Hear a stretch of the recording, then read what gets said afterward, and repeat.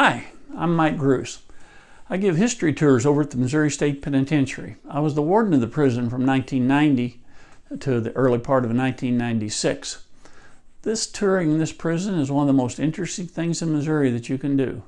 We've had nearly 33,000 people come and tour with us last year, and hope you'll come this year. But we share with you a lot of stories about how the place really worked.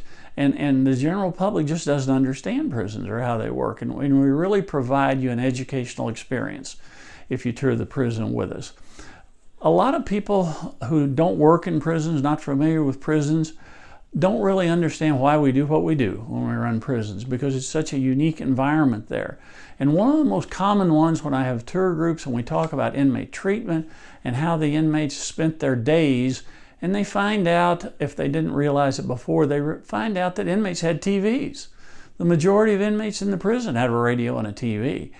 Your tax money didn't buy that. They bought that themselves with their money. But they have TVs, and many people will say, and rightfully so maybe, that we're coddling these inmates, that they shouldn't be allowed to have TVs and these luxuries that you would have at home. And that's just not the way we should run a prison.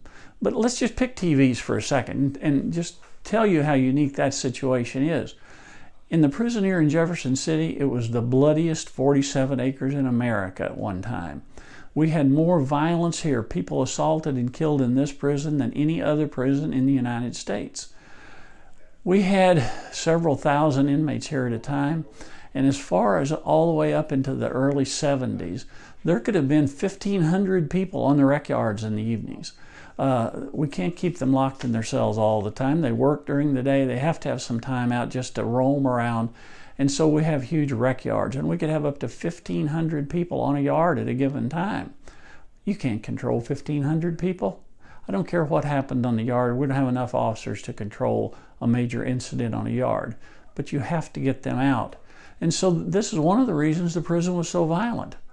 But what happened is, once we let them purchase TVs, over a very short period of time, most inmates in the prison got them a TV. And in the evenings, the typical yard, we went from having around 1,500 people to 400 people on the yard. Now, where are these inmates easier for me to control?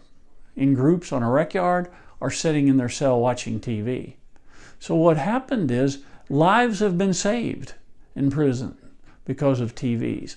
Because those people are sitting in TV watching sitting in their cells watching those TVs, as opposed to roaming around the yard agitating each other and creating us a problem. So the entire violence level of the institution took a huge nosedive in a fairly short period of time, and it was all attributed to those TVs. This is one of the many stories we'll tell you if you come and tour with us at the Missouri State Penitentiary.